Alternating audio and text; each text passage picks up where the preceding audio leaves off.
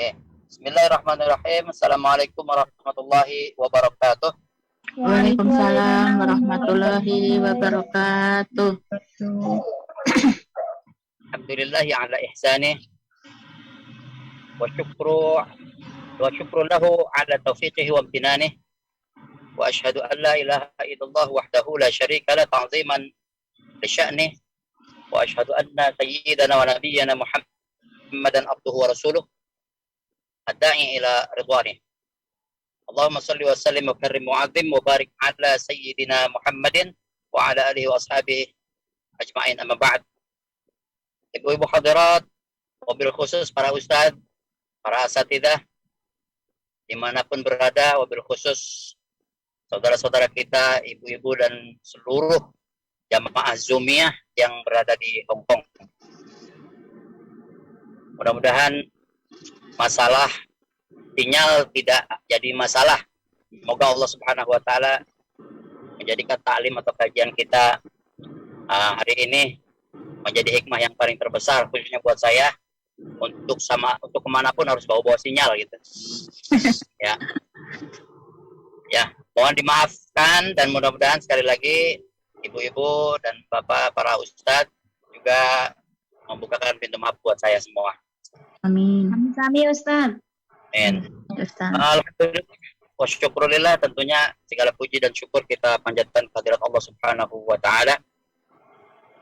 Dengan harapan pujian dan syukur kita akan dijadikan oleh Allah Subhanahu wa taala sebagai katrol, ya, sebagai pengungkit untuk mendapatkan karunia yang paling terbesar, bahkan ditambah lagi karunia yang terbesar lagi. Amin.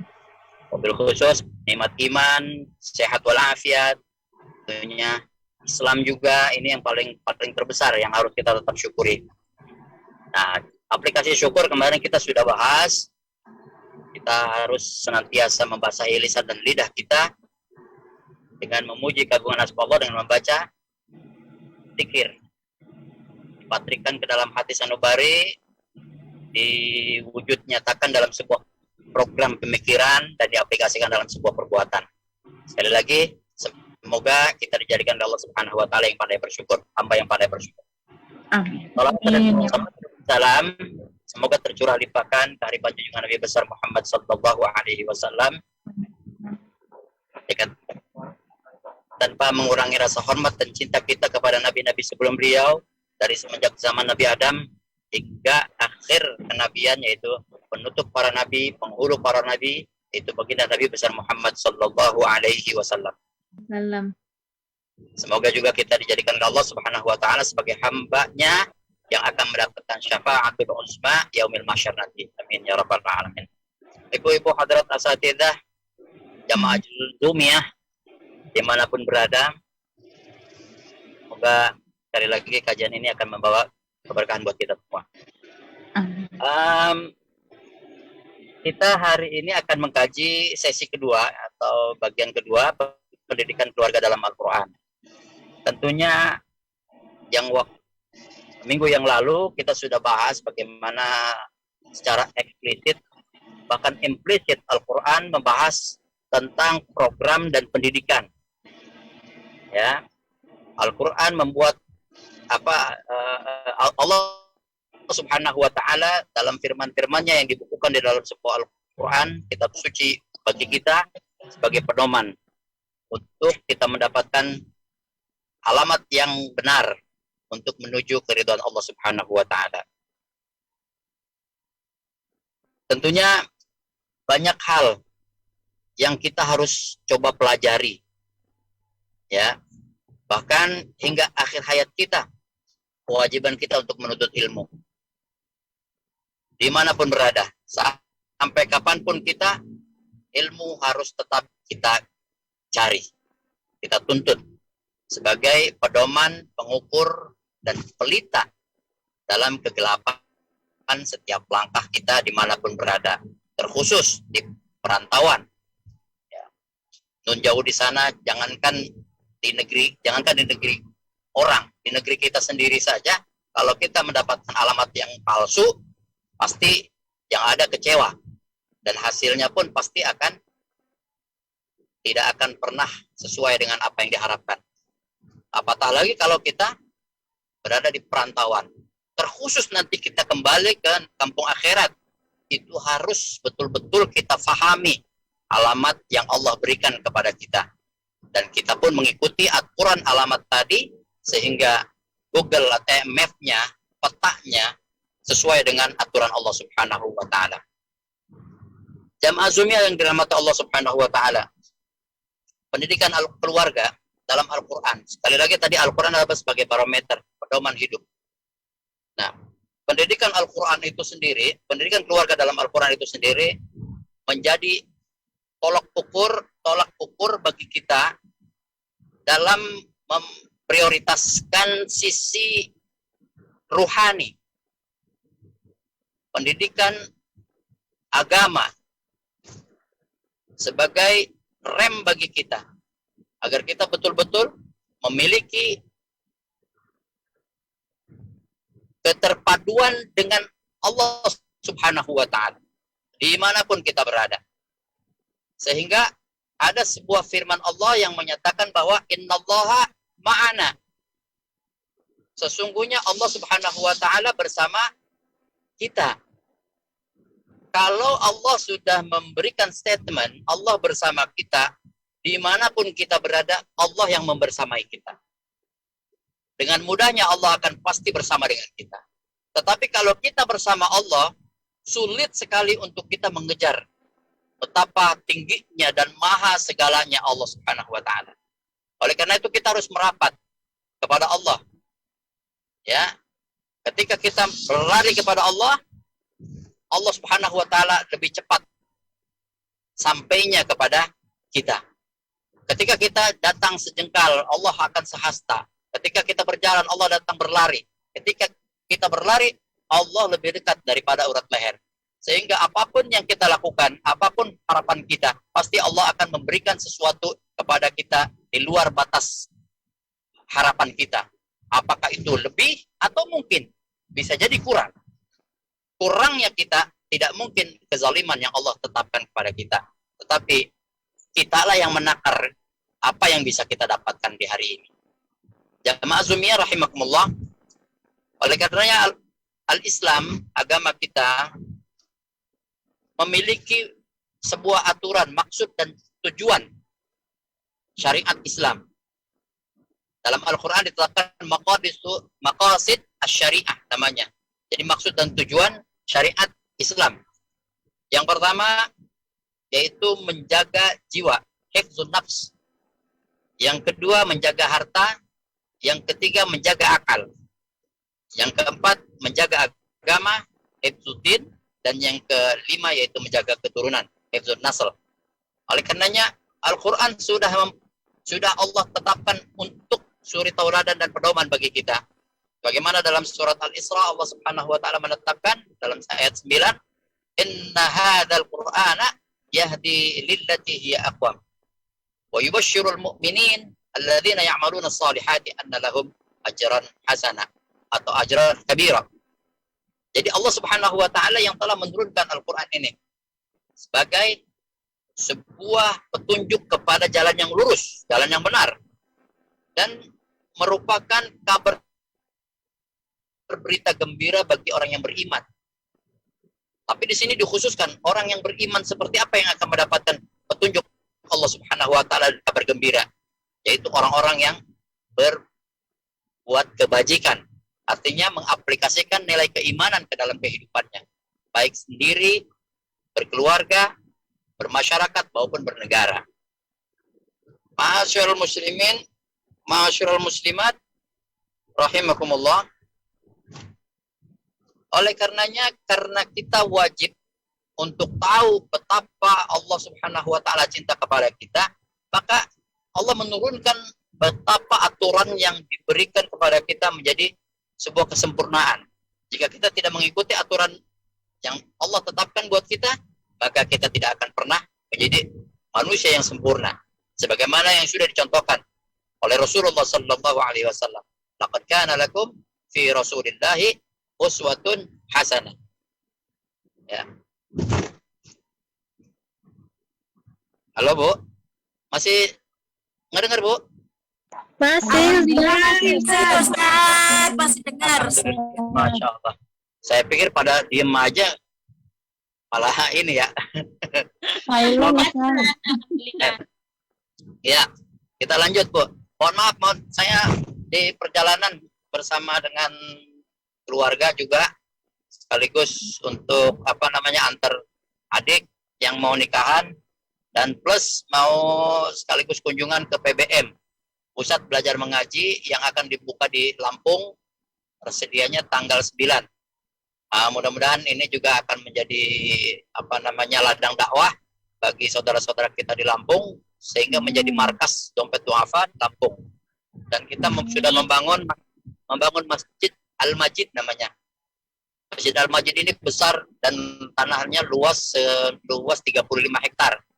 Dan insya Allah dengan doa ibu-ibu semua akan berdiri di situ masjid besar, tempat pendidikan dari TK sampai universitas, kemudian juga rumah sakit dan lain-lain. Itu semua diperuntukkan untuk umat. Kita berharap umat akan merasakan kemudahan dan akan mendapatkan pertolongan sejak dini. Mohon maaf Pak, itu Lampungnya sebelah mana ya? Ini ada yang dari Lampung juga. Kita lanjut. Bagaimana keluarga menurut Al-Quran? Ya, jadi ketika misalnya Al-Quran meminta haknya kepada keluarga, ya keluarga harus betul-betul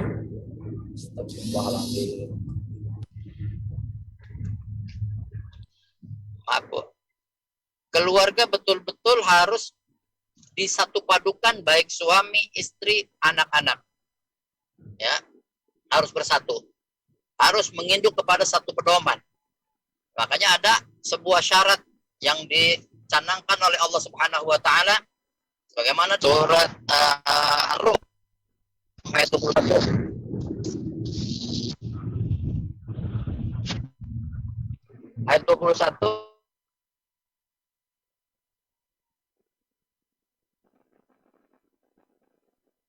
yang ingin melaksanakan pernikahan. Wa min ayatihi an khalaqa lakum min anfusikum azwajan litaskunu ilaiha wa ja'ala bainakum mawaddah wa rahmah. Inna fi dzalika laayatin liqaumin yatafakkarun.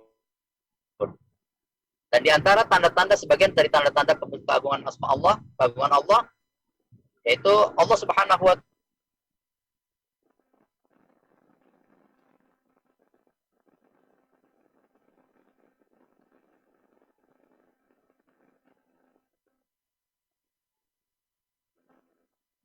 Suaranya putus, Ustaz. Suaranya hilang, Ustaz. Udah ada sinyal ya?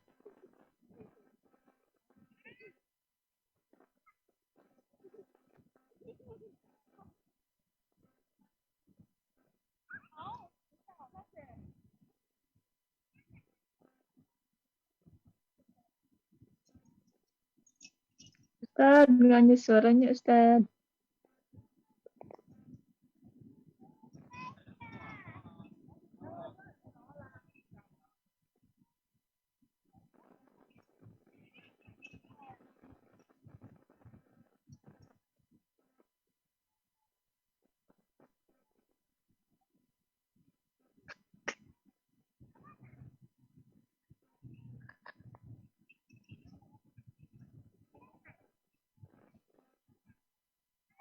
Punya Ustadz dimut, jangan dimut Ustadz, nggak dengar suara nih.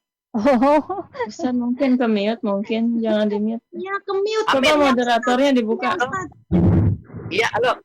Sudah kedengar lagi? Sudah, alhamdulillah sudah Ustadz. Oke. Aduh, ulangi. Wa min ayatihi an khalaqalakum min anfusikum. Nah, ini barometer.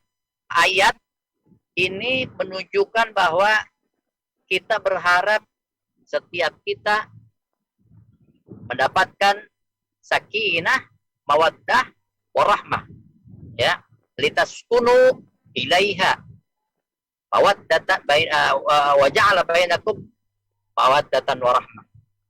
Sekali lagi, inna fi dzalika laayatil liqaumin yatafakkarun. Sesungguhnya ini bagian dari sebuah tanda kebesaran Allah Subhanahu wa taala akan bisa didapatkan bagi orang-orang yang berpikir, memikirkan bagaimana keluarga ke depan. Jadi merencanakan keluarga yang begitu yang diharapkan, begitu bahagia. Ya. Dalam ayat yang lain Allah Subhanahu wa taala juga menegaskan bahwa ternyata kita tidak cukup mampu untuk menafsirkan atau memahami Al-Qur'an begitu saja. Oleh karenanya Allah Subhanahu wa taala mengutus Nabi Muhammad sallallahu alaihi wasallam agar mengajarkan dan firman-firman Allah agar bisa dipahami oleh kita. Ya, seperti yang tadi katakan dalam surat Al-Ahzab ayat 21 juga, laqad kana lakum fi rasulillahi uswatun hasanah. Jadi Allah Subhanahu wa taala telah mengutus atau menjadikan Rasulullah sallallahu alaihi wasallam sebagai suri tauladan kita, baik laki-laki maupun perempuan, baik dalam keadaan sendiri, keluarga maupun bermasyarakat dan bernegara. Rasul sallallahu alaihi wasallam kemarin kita sudah bahas yang paling terbaik kepada keluarganya. Nanti akan kita kupas sedikit demi sedikit, ya. Nah, ini pemenuhan hak dan kewajiban. Wajib bagi kita untuk tahu bagaimana kita porsi sebagai seorang suami, atau mungkin porsi sebagai seorang istri, atau mungkin kita sebagai orang tua kepada anak, atau anak kepada orang tua. Nah, ini. Selanjutnya itu kewajiban, ya. Hak dan kewajiban. Kewajiban suami itu apa sih sebenarnya? Ini kita kupas walaupun sekilas. Jadi suami itu memiliki tanggung jawab yang sangat besar, ya. Makanya ibu-ibu yang sudah mempersiapkan anak-anaknya juga untuk mendapatkan pasangan hidup, ya, atau mungkin jamaah yang masih lajang yang ingin mendapatkan pasangan yang serasi, ya tentunya harus memilih dan memilah bibit, bebet, dan bobotnya. Jadi sebagai suami kita harus punya kriteria, yaitu memiliki rasa tanggung jawab, ya, tanggung jawab yang sangat besar. Ya. Nah, ini sulit bagi kita untuk kita langsung meminta apapun kepada calon. Tentunya kita bisa melihat kesungguhan hati dari calon atau pasangan kita, ya. Terlebih lagi saat ini misalnya kita sudah berkeluarga, nah kita melihat betapa sayangnya suami atau pasangan hidup kita kepada kita. Begitu juga kita.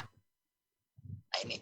Jadi ketika suami sudah memberikan sesuatu yang terbaik sesuai dengan kemampuannya, maka itu adalah qudrat dan karunia dari Allah Subhanahu wa taala. Yang kedua yaitu kewajiban suami di samping memelihara dirinya, dia harus menaungi, memberikan perlindungan kepada keluarganya.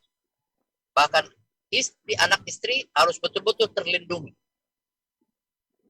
Ya, dan juga bisa bergaul dengan anak dan istri.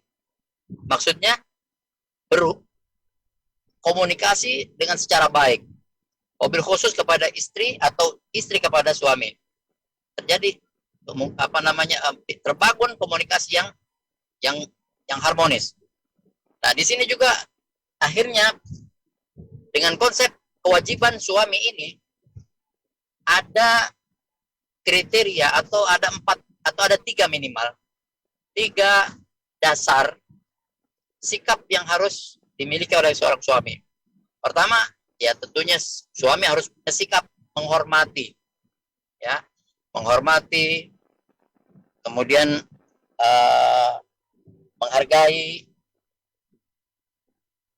kemudian juga berlaku baik kepada keluarganya, ya, serta meningkatkan taraf hidupnya. Tentunya harus berusaha sebagaimana yang diharapkan oleh keluarga untuk menjadi keluarga yang berkemampuan, ya, khususnya dalam tanda kutip adalah bidang keagamaan. Ya, kita harus meningkatkan keluarga kita, harus kita ingatkan. Nah, itu juga seorang suami untuk juga keluarga, cinta kepada agama.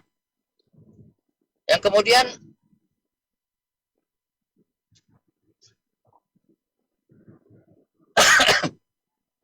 yang kedua yaitu menjaga dan melindungi nama baik istri.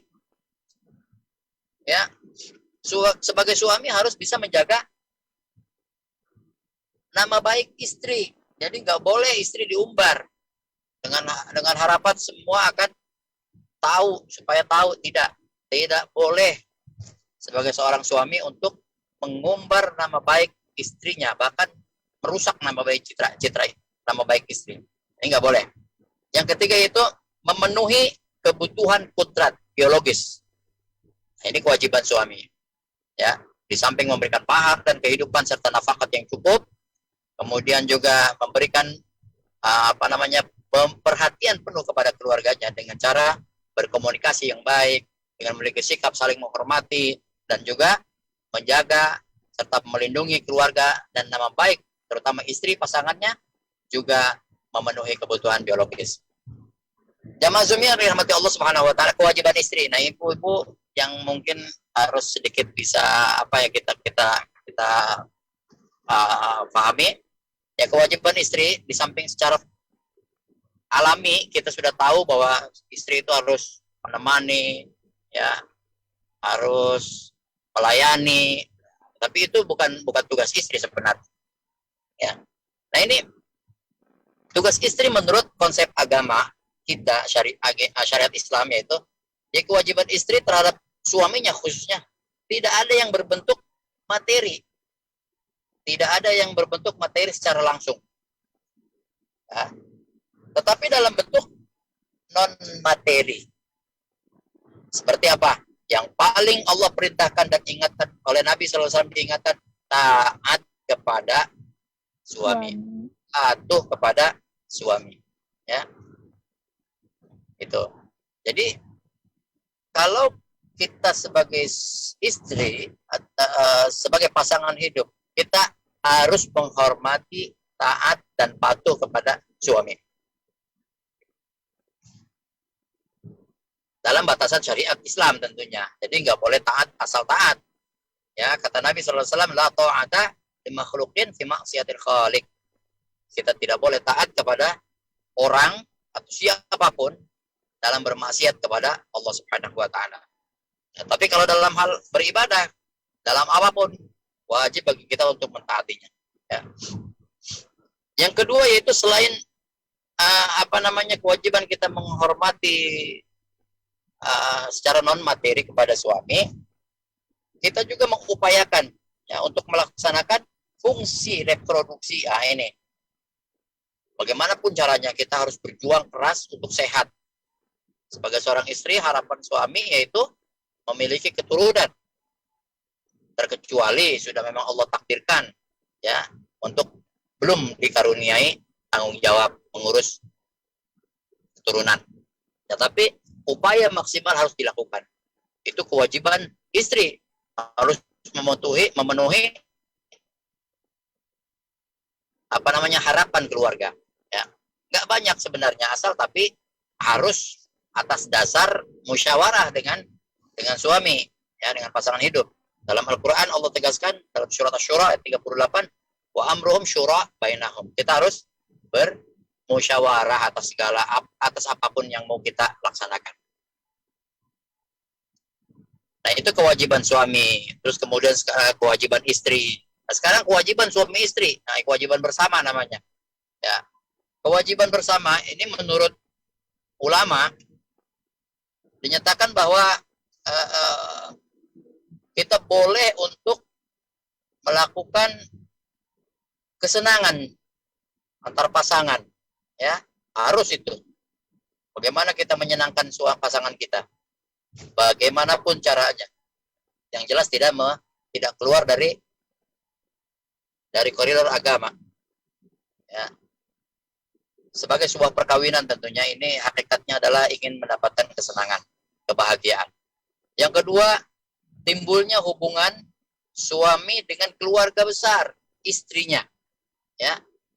Jadi harus dibentuk keluarga besar suami harus mengenal keluarga besar istri, begitu juga sebaliknya. Jadi satu keutuhan, bukan untuk saling menjatuhkan, bahkan meniadakan posisinya. Jadi harus betul-betul satu sama lain saling bekerja sama. Ya.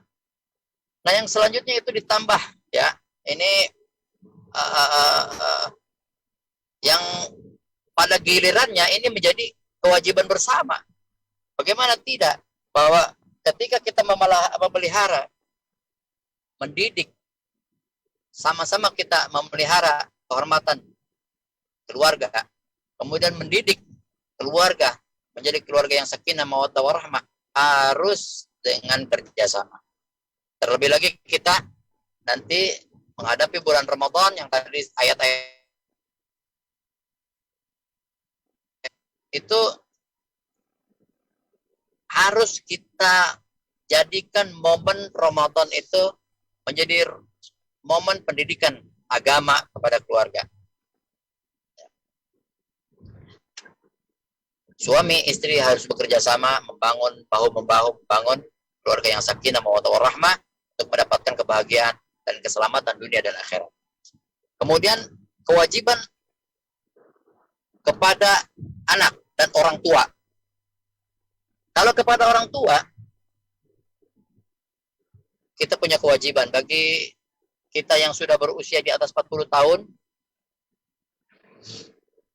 kita berdoanya itu tidak lagi hanya Rabbik firli wali walidayya warhamhuma kama rabbayani shaghira.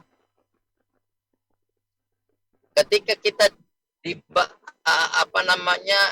pada saat kita memayyiz, ya, terus kemudian balik, terus kemudian pada usia 40 tahun, mungkin doa-doa kita untuk orang tua kita khusus itu Rabbik firli wali walidayya warhamhuma kama rabbayani shaghira.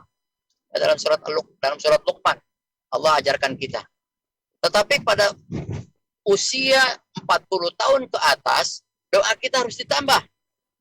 Sebagaimana yang Allah ajarkan dalam surat Al-Ahqaf ayat 15 dan surat An-Naml ayat 19 itu senada. Senada. Doanya gimana? Rabbi auzi'ni an ashkura ni'mataka allati alayya wa ala walidayya wa an amala salihan tardah. Ya. Jadi doanya harus dirubah. Bukan dirubah, maksudnya doanya harus ditambah. Sebagai aturan main yang Al-Qur'an ajarkan kita di dalam berdoa kepada untuk orang tua. Jadi pada usia mumayyiz, artinya beranjak mengenal sesuatu yang baik dan buruk, antara usia 5 tahun sampai 7 tahun, kemudian balik hingga mencapai usia 40 tahun. Doa kita masih Rabbik firli wali walidayya warhamhuma kama rabbayani shaghira. Tetapi pada usia sudah mencapai 40 tahun ke atas, doa kita tambah tadi dengan Rabbi auzi'ni an ashkura ni'mataka allati an'amta 'alayya wa 'ala walidayya wa an a'mala shalihan tardah wa aslih li fi dzurriyyati inni tubtu ilaika wa inna minal muslimin. Kalau di surat An-Naml ayat 19, wa adkhilni bi rahmatika fi ibadika sholihin.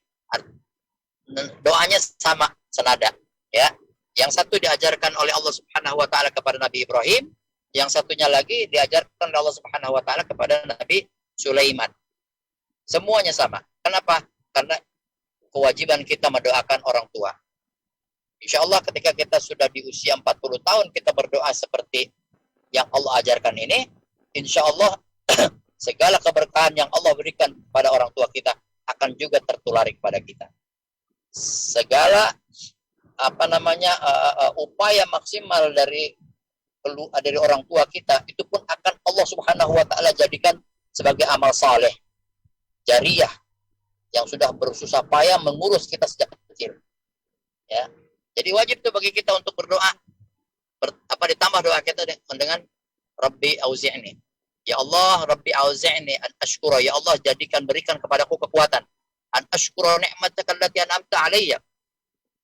Untuk senantiasa mensyukuri segala sesuatu yang telah Engkau berikan kepadaku. Wa 'ala walidayya, dan kepada keluargaku, kepada kedua orang tuaku.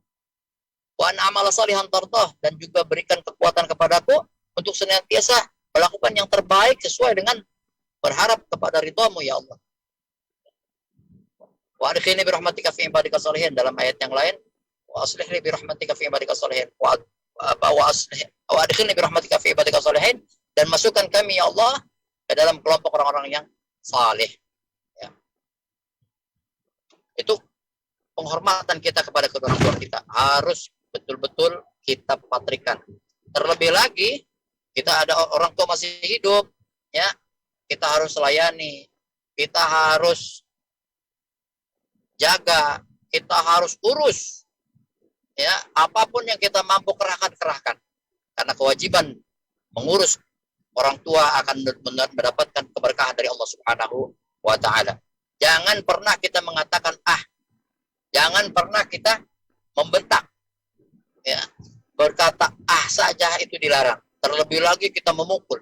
Wal'iyadzubillah. Semoga Allah memberikan perlindungan kepada kita dari perbuatan itu. Baik orang tua maupun mertua sama. Harus kita hormati, kita lindungi, kita rawat. Terlebih kalau misalnya orang tua kita sudah dalam keadaan uzur, ya, harus kita jaga. Nah ini, yang kemudian kewajiban kita kepada orang tua tadi, kewajiban kita kepada anak. Nah ini, kewajiban kita kepada anak, tentunya Allah Subhanahu wa Ta'ala mengajarkan sebagaimana yang diajarkan oleh Allah Subhanahu wa Ta'ala kepada Luqman, dan Luqman mengajarkan kepada putranya, wa idh qala Luqmanu libnihi wa huwa ya'izuhu ya bunayya la tusyrik billah inna syirka la zulmun azim.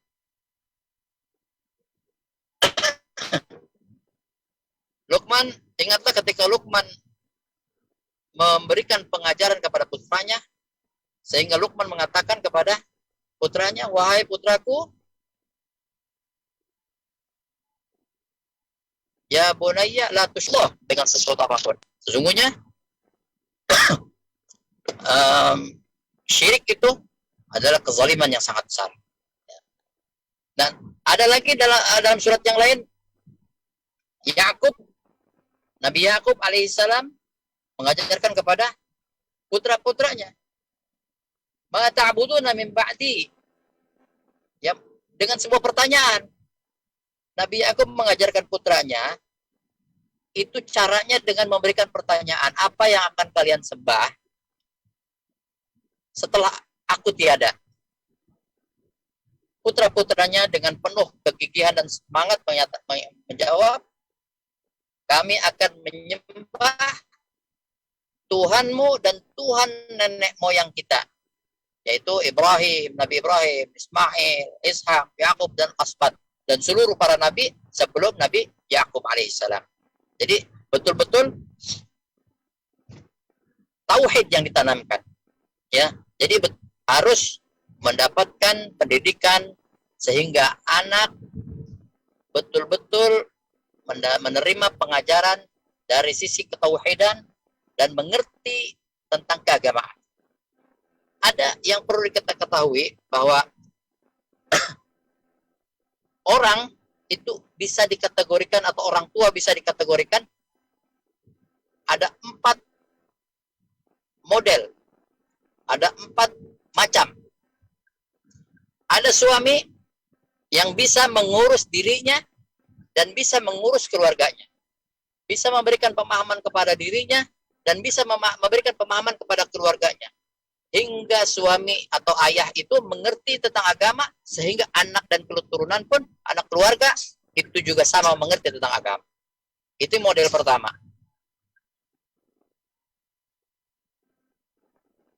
Model kedua,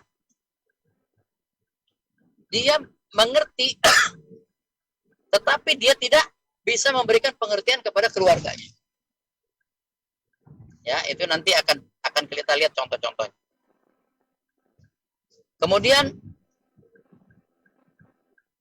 ada yang suami tidak mengerti agama, tapi anak keturunannya, artinya keluarganya, istri dan anak-anaknya justru senang kepada agama.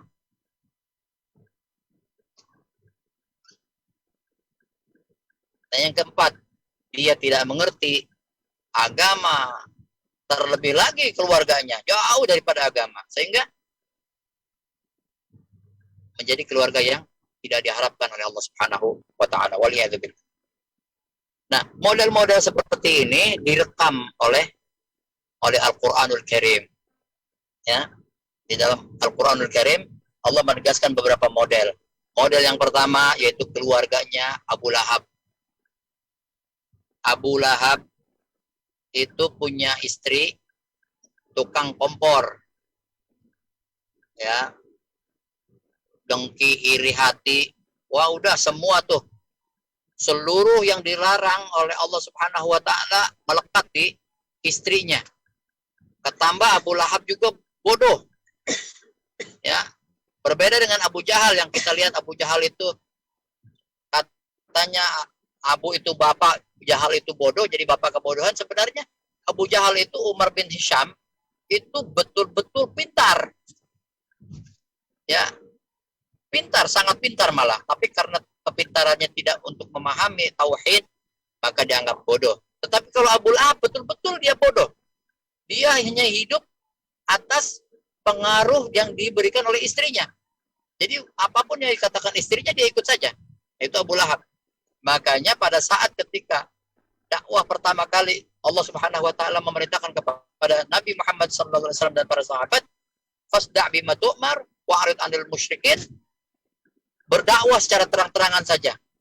Jangan takut kepada orang yang musyrik. Akhirnya mulai dari Arqam bin Abi Arqam. Jadi rumah Al-Arqam itu Rasul sallallahu alaihi wasallam mengajak para sahabat untuk berkeliling mengatakan membacakan la ilaha illallah sebagai kalimat tauhid yang harus diimani.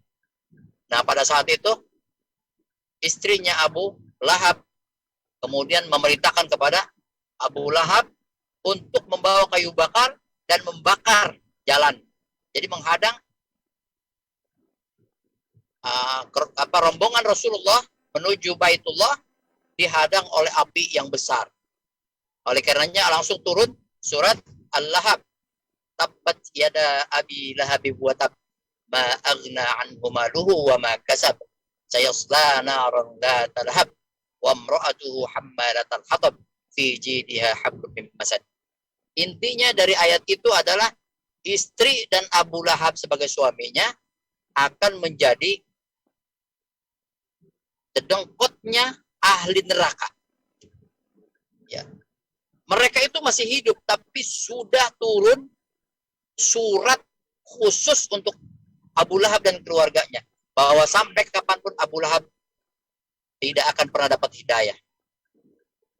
Ya, hingga wafatnya tentunya. Dan matinya dipenggal oleh siapa? Ada yang tahu nggak? Abu Lahab wafatnya itu dipenggal oleh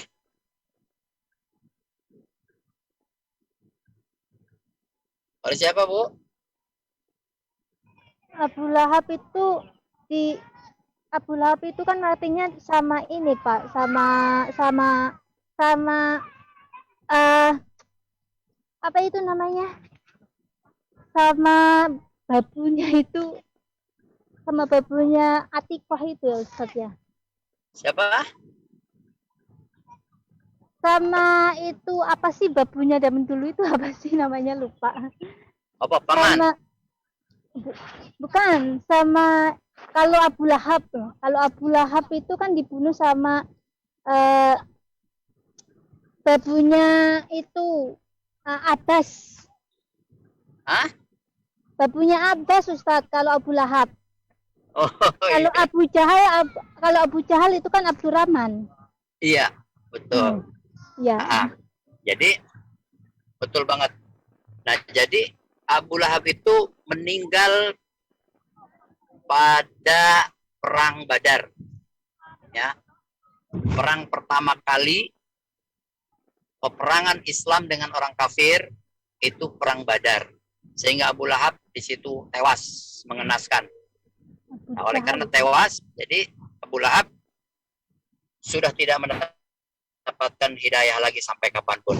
Akan menjadi dedengkotnya ahli neraka.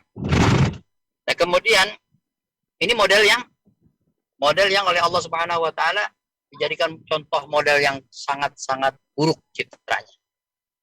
Ya. Kemudian model yang kedua yaitu keluarga Fir'aun. Keluarga Fir'aun ini contoh model yang tadi yang kedua yaitu Fir'aunnya bejat tapi punya istri yang begitu mukminah, yang begitu hebat. Ya. Dia bisa menyembunyikan imannya. Betul-betul dia bisa menyembunyikan imannya. Padahal Fir'aun sudah mendeklar mengaku bahwa dirinya Tuhan. Bahkan ana rabbukumul a'la katanya, aku lebih tinggi dari semuanya. Oleh karenanya, karena dia menganggap Tuhan, maka istrinya Asia sangat takut keimanannya itu terbongkar gitu.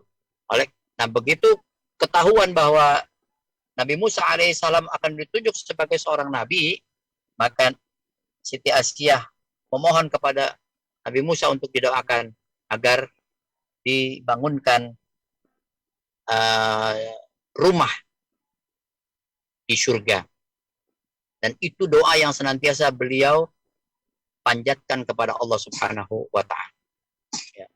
Ini keluarga Fir'aun. Ini banyak contohnya, contoh kasusnya banyak di kita. Ya, suaminya nggak jelas, bahkan nggak bertanggung jawab, tapi istrinya begitu salihah.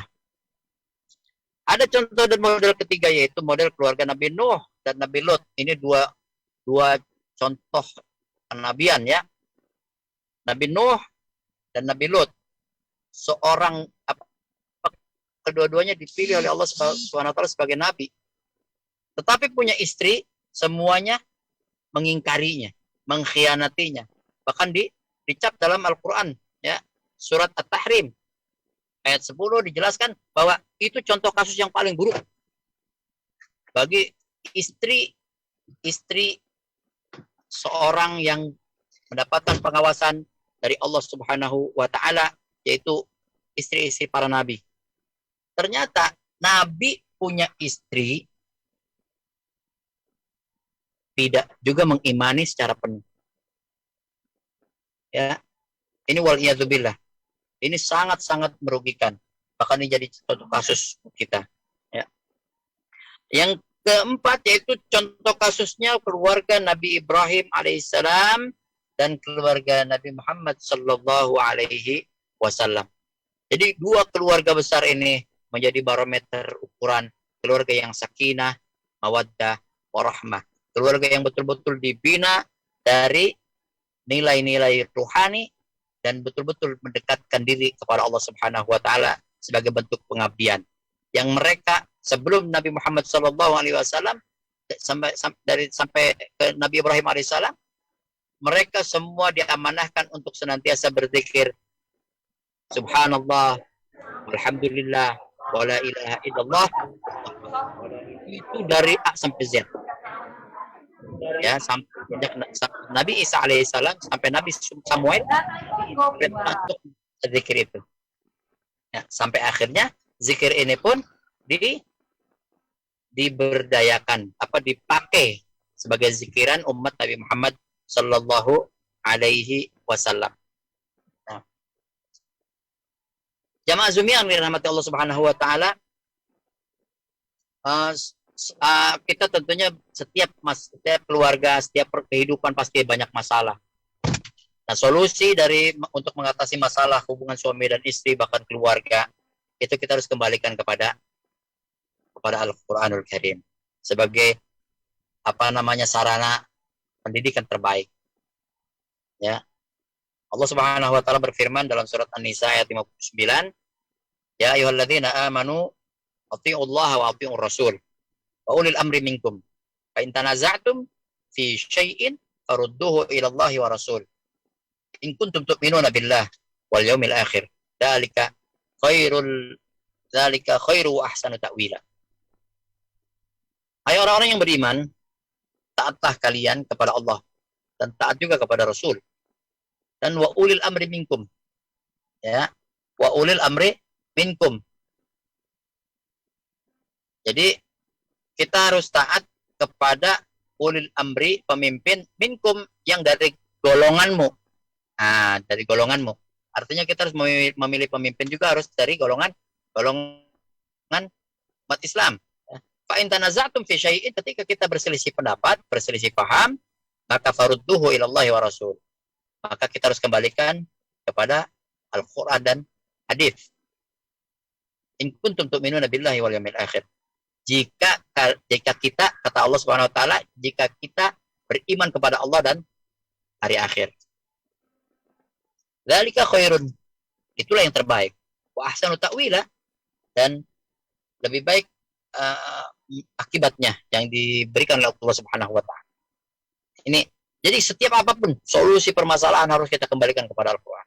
Ketika A, kembalikan kepada Al-Qur'an. Ketika B, kembalikan kepada Al-Qur'an. Ketika tidak dapatkan dalam Al-Qur'an, kita kembalikan kepada As-Sunnah. Ya, ketika dia dalam As-Sunnah tidak mendapatkan, kita mengambil hujjah para ulama dengan berijtihad. Nah, ijtihad para ulama bagian dari sumber dari hukum Islam, ijma namanya. Ya, kemudian kias juga sebagai sumber hukum. Ketika tidak mendapatkan kejelasan di dalam Al-Quran, dalam hadis, kemudian di ijma juga tidak jelas, artinya bukan tidak jelas, kurang dipahami, kemudian ada kias, dikiaskan, disamakan. Ya, seperti nanti di bulan Ramadan kita akan mendapatkan ini semua nih, Al-Quran, Sunnah, ijma dan kias. Ijma yang jadi Al-Quran menyatakan bahwa syahrul Ramadan, ya, unzila fihi Al-Quran. Udah kelihatan tuh bahwa syahrul Ramadan, bulan Ramadan, di mana Al-Quran diturunkan. Bagaimana kita tahu datangnya bulan Ramadan? Ya, kelihatan ada hilal. Nah, hilal ini tidak bisa langsung serta-merta kita tahu. Nah, kita harus lihat orang-orang yang alim, para ulama yang berijtihad, mereka sudah melihat dengan ru'yah. Mereka melihat dengan ru'yah. Maka kita wajib untuk mengikutinya. Nah, ketika zakat, zakat ini biasanya akan muncul sumber hukum yang keempat, yaitu qiyas. Ketika di Arab Saudi, zakat itu dengan menggunakan kurma. Ya, kurma sebagai makanan pokok, atau gandum sebagai makanan pokok. Ada juga dengan zakat ternak, zakat perniagaan dan lain sebagainya. Ya, tetapi zakat fitrah itu sendiri adalah harus makanan pokok. Nah, kalau misalnya di Indonesia beras makannya, berarti kita harus dikiaskan dari gandum kepada beras.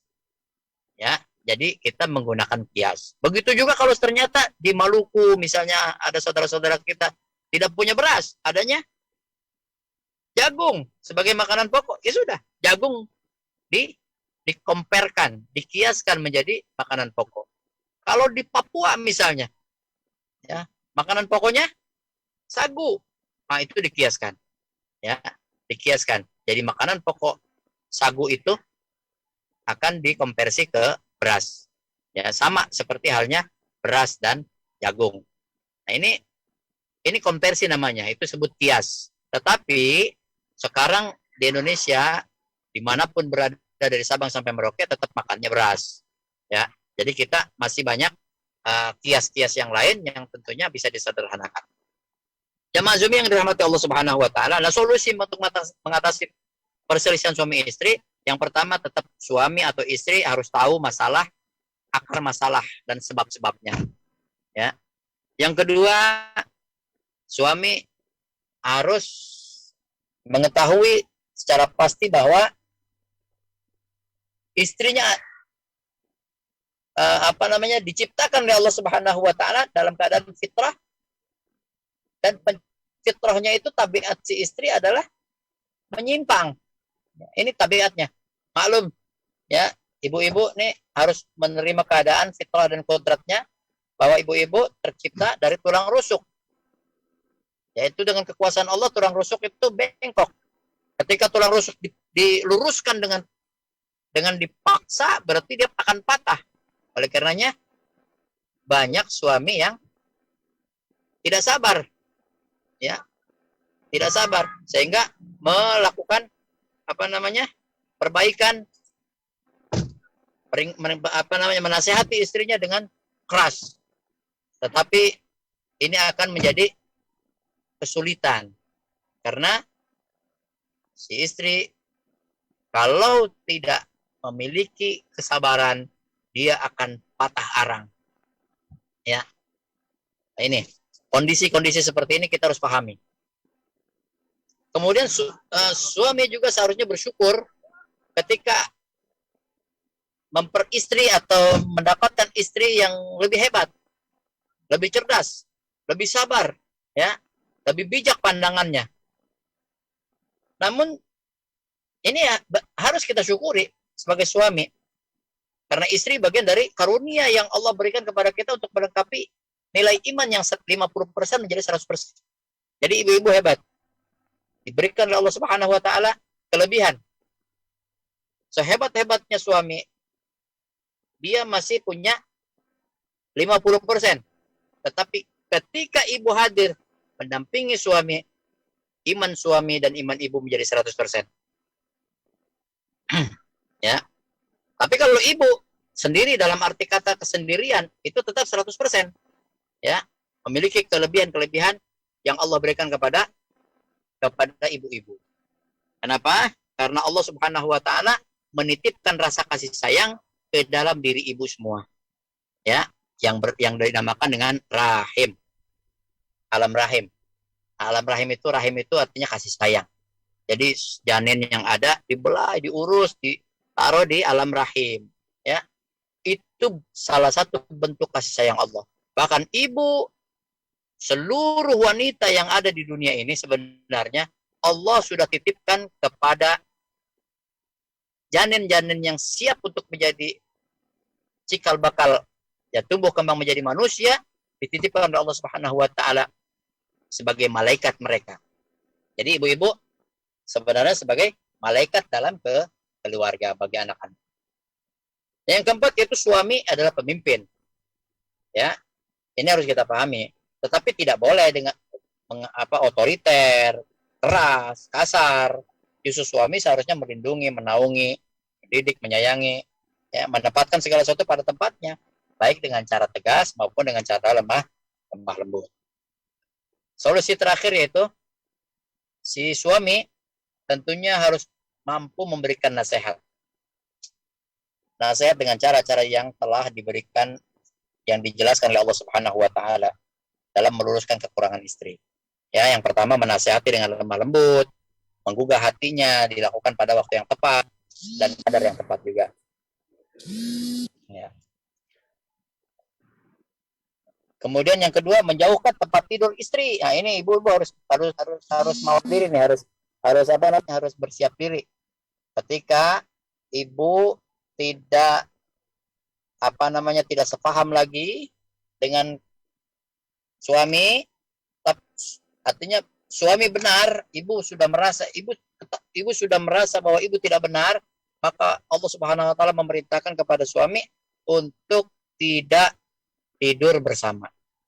Ya, tapi itu ada aturan mainnya nanti. Kemudian yang ketiga yaitu ini lebih parah lagi. Ketika sudah tidak sepaham dan bahkan maaf dalam tanda kutip ibu sebagai pasangan hidup justru malah membangkang, mengkhianati, bahkan keluar dari koridor syariat. Ini suami diperbolehkan untuk memukulnya tapi ghairu mubarih. Jadi boleh memukul tapi tidak dengan pukulan yang membahayakan. Hanya pukulan mendidik. Sama seperti kita mendidik anak yang umur 7 tahun, kita kasih tahu untuk sholat.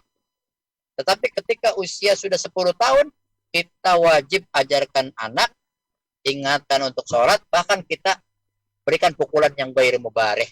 Ya, pukulan yang tidak membahayakan. Yang keempat, suami harus memberikan nasihat, jadi meminta bantuan. Ya, meminta bantuan kepada juru damai, baik dari keluarga atau pihak istri maupun dari pihak suami, sehingga disebut dengan hakamu min ahlihi wa hakamu min ahliha. Baru ketika itu akan mendapatkan kesamaan persepsi Tetapi ketika tidak mendapatkan persepsi yang sama, tidak ada titik temu, maka sudah masuk ke persidangan. Begitu barangkali ibu-ibu hadirat yang dirahmati Allah Subhanahu wa taala, penjabaran sedikit mengupas tentang pendidikan keluarga dalam Al-Qur'an sesi 2 yang menggarisbawahi bahwa hak dan kewajiban keluarga, baik suami maupun istri, baik orang tua kepada anak, bahkan kita kepada orang tua. Dan banyak pergaulan-pergaulan yang lain juga itu akan menjadi tolak ukur bagi kita sebagai sebagai umat yang beriman kepada Allah Subhanahu wa taala, agar kita bisa mendapatkan keberkahan, kebahagiaan dan keselamatan dunia dan akhirat. Demikian sekilas pandang dari saya mengenai kajian kita kali ini. Kita kembalikan kepada ibu-ibu jamaah Zoomiyah yang dirahmati Allah Subhanahu wa taala. Monggo untuk kita sama-sama ngobrol. Izin ini saya berhenti di tol ini, seperti saya di tol di mana nih alam Anda? Ya, alhamdulillah demikian tadi mauidhah hasanah yang disampaikan oleh Bapak Ustadz. Semoga bermanfaat untuk kita semua, menambahkan ilmu, iman, dan takwa kita. Amin. Allahumma amin. Mungkin tadi ada yang kurang jelas, mungkin tadi ada yang kurang jelas. Mungkin ada ukti-ukti yang ingin bertanya, silahkan. Ada ukti yang ingin bertanya? Assalamualaikum Ustaz. Gimana Bu? Ya, mangga. Assalamualaikum warahmatullahi wabarakatuh. Dari Nur Halimah Ustaz mau bertanya terkait monggo. Ya. Ustaz tadi menyinggung masalah calon suami ya Ustaz. Saya mau bertanya, bolehkah bolehkah kita bertanya kepada calon suami apakah apakah dia punya hutang begitu? Apakah itu sopan atau tidak? Karena kita ingin memastikan bahwa calon suami kita tidak punya utang. Terima kasih.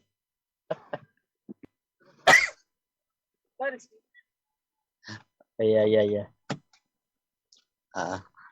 Iya Bu, halo. Sudah? Iya Pak, silahkan Pak. Oke. Jadi tadi yang bertanya ibu yang bertanya lah ya. Sah-sah saja Bu.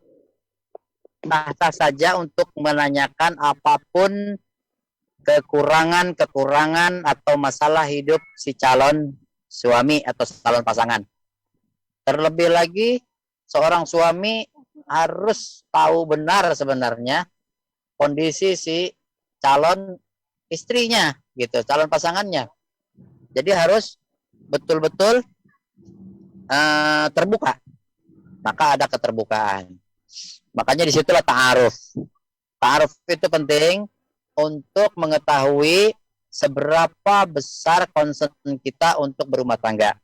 Yang kedua, seberapa besar ketertarikan si A atau pasangan hidup kepada kita atau kita kepada pasangannya. Yang ketiga, kita bisa mengukur betapa masalah itu akan menjadi masalah berdua nantinya. Jadi harus betul-betul terbuka. Sah-sah saja Bu untuk menanyakan apakah si suami atau pasangan hidup kita itu bakal punya kewajiban hutang. Sehingga ketika punya hutang,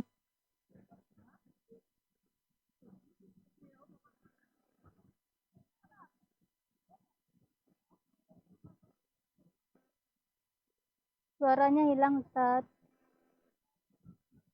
Ya akan menjadi tolak ukur kalau kita sampai ketika kita berkeluarga muncul masalah atau penyesalan. Gitu Bu. Wallahu a'lam. Ada lagi yang mau bertanya? Assalamualaikum warahmatullahi wabarakatuh. Waalaikumsalam warahmatullahi wabarakatuh. Waalaikumsalam warahmatullahi wabarakatuh. Maaf Ustaz, saya mau bertanya apabila ada seorang anak mempunyai utang dan dia meninggal, apakah bapaknya itu wajib untuk membayar utangnya? Berkewajiban. Bu. Iya, iya Bu. Pertanyaannya ini mantap sekali nih.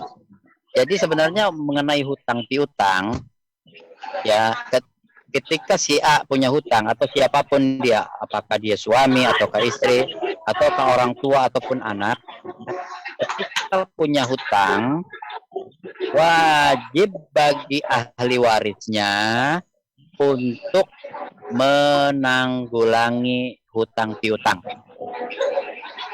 Ya, karena itu kewajiban yang kedua setelah wasiat. Ya, ketika kita sudah menyelenggarakan jenazah, dari mengurus, memandikan, mengkafani, menyolatkan dan menguburkan, kemudian membacakan wasiat-wasiatnya, adakah hutangnya dan lain sebagainya. Ketika ada hutang, sudah berarti hutang piutang tadi menjadi kewajiban ahli waris. Misalnya si anak wafat, dia punya hutang dan dia punya orang tua. Nah, orang tuanya itu ahli waris, sebenarnya ahli waris anaknya.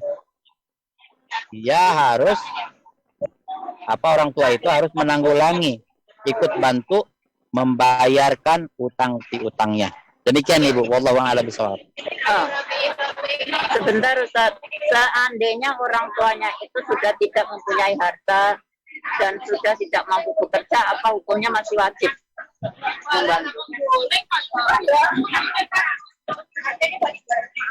Sebenarnya kewajiban itu tidak ada kewajiban untuk membayar hutang itu tidak ada toleransi, Bu.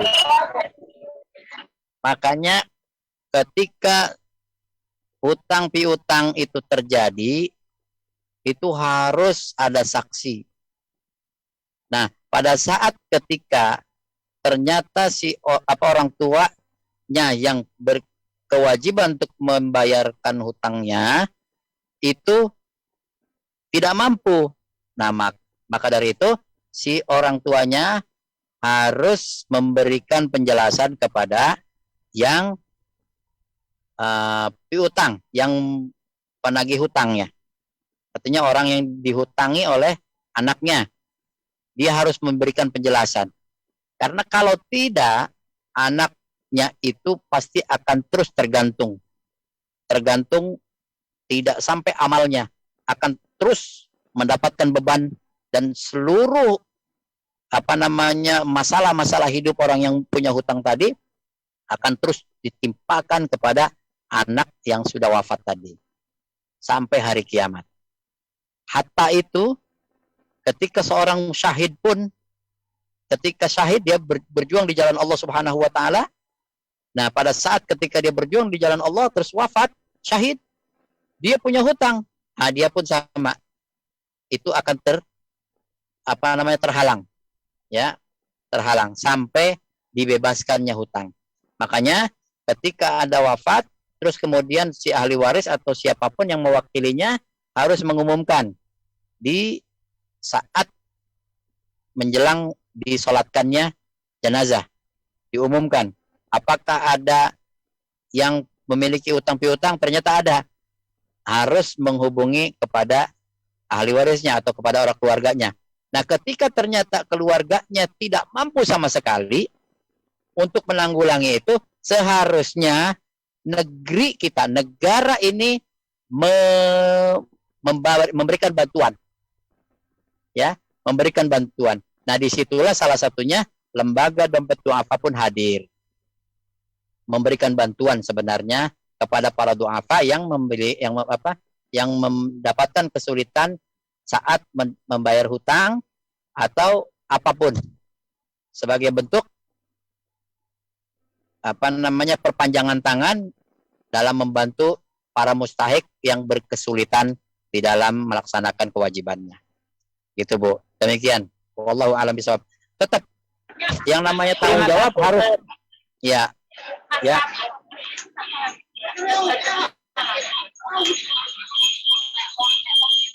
Ya, halo. Ya. Demikian Bu ya. Iya Ustaz. Ya, terima kasih. Oke, monggo. Ada yang lain? Lagi yang mau bertanya? Silakan.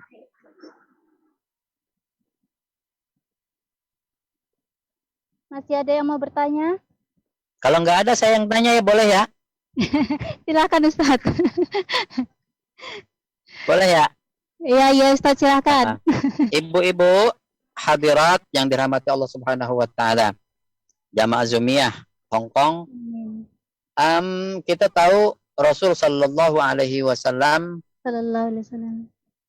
adalah seorang rasul yang amat sangat cinta kepada keluarganya dan paling baik kepada keluarganya.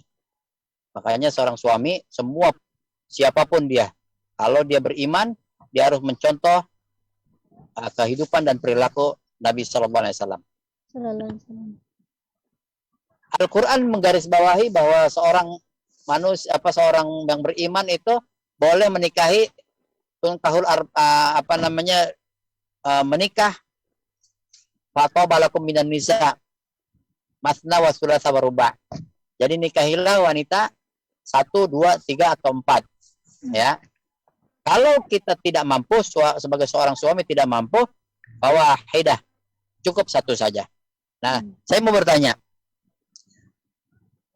ibu-ibu atau jamaah Zumiyah tahu istri Rasulullah Sallallahu Alaihi Wasallam ada berapa ya? 9 kalau tinggal 13. 9 sama 13 sama budaknya. 9 sama 9. 3, Kalau 9. dijumlah sama budaknya itu 13. Ada 13. Ya. Nah, jadi yang muktabar itu 9 ya. Yang muktabar. Ada yang dijumlahkan dengan budaknya, ada yang menghitung dengan 11, ada yang yang menetapkan berpendapat 13. Tetapi dari seluruh catatan sejarah, Nabi Shallallahu Alaihi Wasallam sebenarnya punya istri itu 81 orang. Ya, 81 orang itu bukan semuanya, maaf dalam tanda kutip, semuanya mantan istri para sahabatnya yang diselamatkan oleh Rasulullah atas perintah Allah. Tetapi dari semua itu ada yang cuma 1 yang gadis. Siapakah dia? Aisyah. Aisyah, gitu ya. Semoga ibu-ibu semua semangatnya seperti Aisyah. Amin. Dan kasih sayangnya seperti para sahabiah, istri-istri Rasul. Dimanapun berada, kewajiban ibu tetap ya dalam hati sanubari yang paling dalam, kasih sayang harus tersemai kepada keluarga dimanapun berada. Insya Allah. Amin. Bagus, pertanyaannya 9 betul dan 13 1000 buat ibu-ibu semua. Semoga Allah SWT memberikan ajaran buat ibu yang baik. Ya, ada lagi? Ada yang ingin bertanya?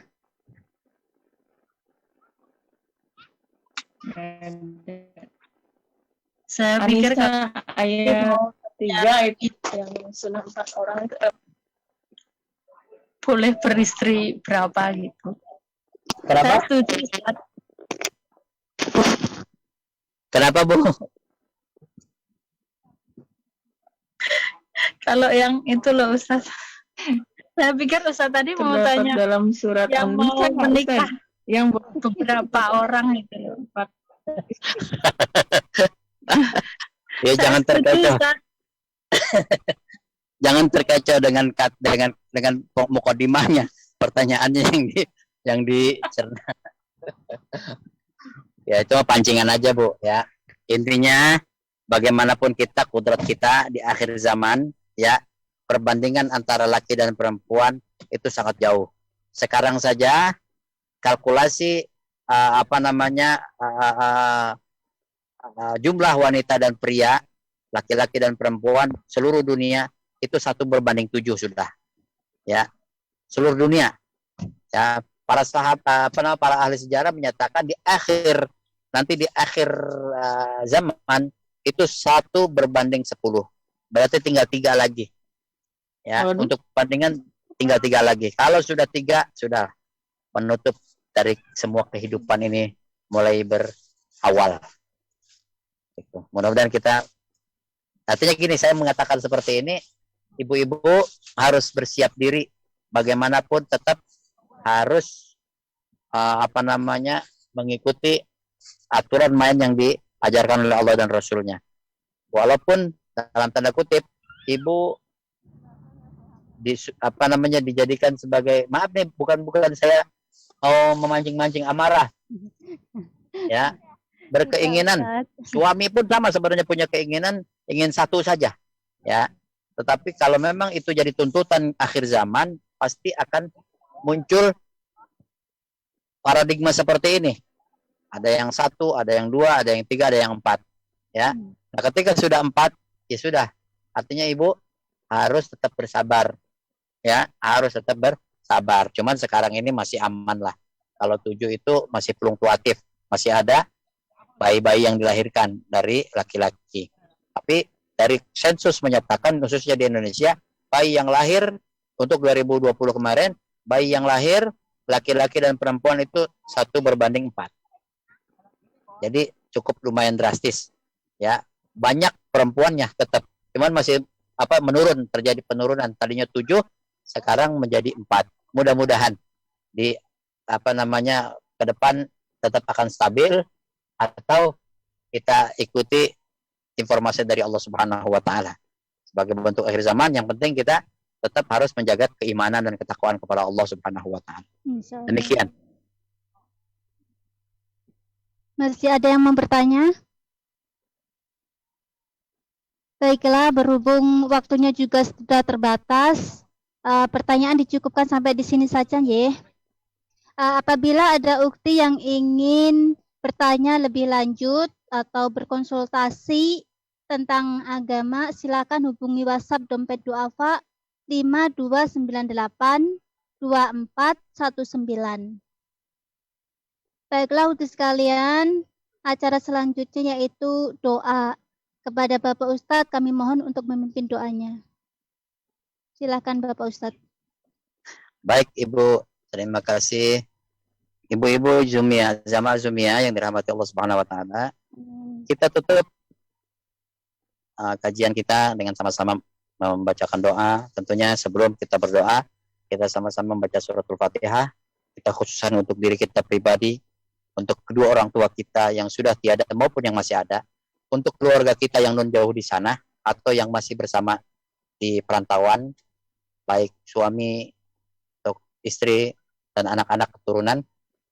Kita berharap semoga Allah Subhanahu wa taala, baik saudara-saudara kita juga yang masih ada yang maupun yang sudah tidak ada, diberikan kasih sayang oleh Allah Subhanahu wa taala, baik hidup di dunia maupun sudah di alam barzah, dan diampuni segala dosa dan kesalahan dari seluruh orang-orang tua kita yang sudah tiada. Ila hadhihi wa likun sallallahu alaihi hadrat Nabi Mustafa wa Habibil Mujtaba Sayyidina Muhammadin sallallahu alaihi wasallam. Syai'ul ilaihumul Fatihah. A'udzu billahi minasyaitonir rajim. Bismillahirrahmanirrahim. Alhamdulillahi rabbil alamin arrahmanir rahim maliki yaumiddin. Iyyaka na'budu wa iyyaka nasta'in ihdinas siratal mustaqim siratal ladzina an'amta 'alaihim ghairil maghdubi 'alaihim waladdallin. Amin. Amin amin. Alhamdulillahi rabbil alamin. Hamdan na'imin, hamdan syakirin, hamdan yuwafi ni'amahu wa yukafi mazidah. Ya Rabbana lakal hamdu wa lakal syukru kama yanbaghi li jalali wajhikal karim wa adil sultan. Allahumma rabbana zalamna anfusana wa illam taghfir lana wa tarhamna lanakunanna minal khasirin. Allahumma rabbana hab lana min azwajina wa dhurriyyatina qurrata a'yun waj'alna lil muttaqina imama. Allahumma rabbana ighfir lana dhunubana wa liwalidina warhamna warhamhum kama rabbawna shighara. Allahumma rabbana awzi'na an nashkura ni'mataka allati an'amta 'alaina wa 'ala walidina wa an na'mala salihan tardah wa aslih lana fi dhurriyyatina inna tubna ilaika wa inna minal muslimin wa adkhilna bi rahmatika fi ibadikas salihin. Allahumma a'inna 'ala dzikrika wa syukrika wa husni ibadatik. Allahumma inna na'udzubika min al-barasi wal jununi wal judami wa sayyi'il asqam. Allahumma qif 'anil ghala'a wal bala'a wal waba'a wal fahsya'a wal munkara wal riba wal zalazila wal zina والزلل والشدائد والمحن والفتن ما ظهر منها وما بطن في بلدنا هذا إندونيسيا خاصة ومن بلدان المسلمين عامة تخصصا على الموظفين الجماعة في هونغ كونغ بشفاعة رسول الله صلى الله عليه وسلم. اللهم ربنا آتنا في الدنيا حسنة وفي الآخرة حسنة وقنا عذاب النار والحمد لله رب العالمين. Demikian